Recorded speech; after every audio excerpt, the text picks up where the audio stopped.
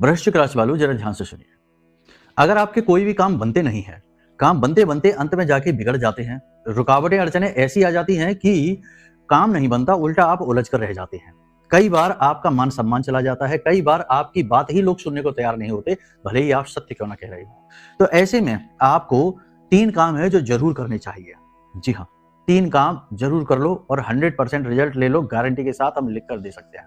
ठीक है, सबसे पहला काम तो आप ये कर लो कि अपनी कुंडली का आकलन करवा लो, क्योंकि कुंडली में यदि कोई पाप ग्रह योग बना बैठा है, कोई दोष बना बैठा है, तो चाहे कोई भी चला आए, आपको दुख से सुख में नहीं ले जा सकता।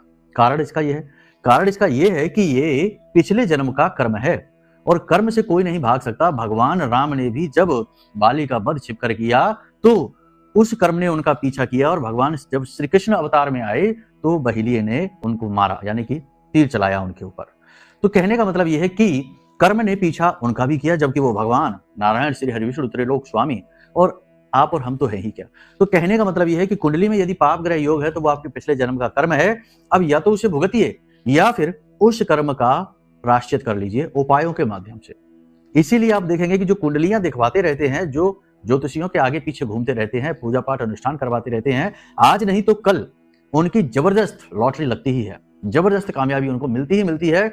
चाहे कुछ भी हो जाए वो पीछे नहीं हटते, वो आगे बढ़ते ही बढ़ते हैं। ठीक है, तो ये चक्करों में आप न पड़ना। ऐसे नकारात्मक लोग समाज में बहुत हैं जो अनाप शनाप बातें करके आपको भ्रमित करने की कोशिश करते हैं। आप भ्रमित ना होइए, करवा के देखिए फिर बताइए। दूसरा आपको बता देते हैं उपाय।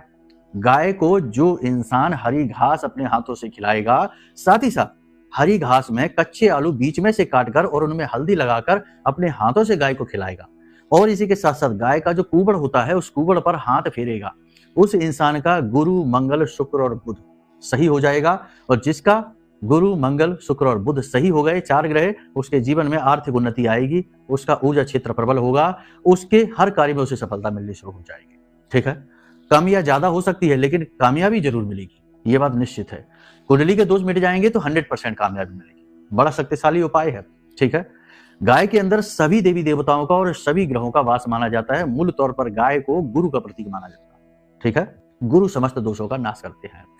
तीसरा उपाय, जो इंसान इस पूरे 2026 में सूर्य को अर्घ देगा, उस इंसान को कोई हरा नहीं सकता। सूर्य को अर्घ कैसे देना है?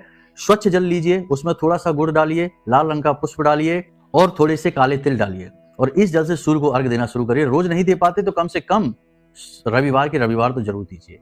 ओम सूर्याय नमः या फिर ओम घृणी सूर्याय नमः, इस मंत्र का कम से कम 10 से 15 मिनट वहीं खड़े होकर जाप करिए, काम बनने शुरू हो जाए।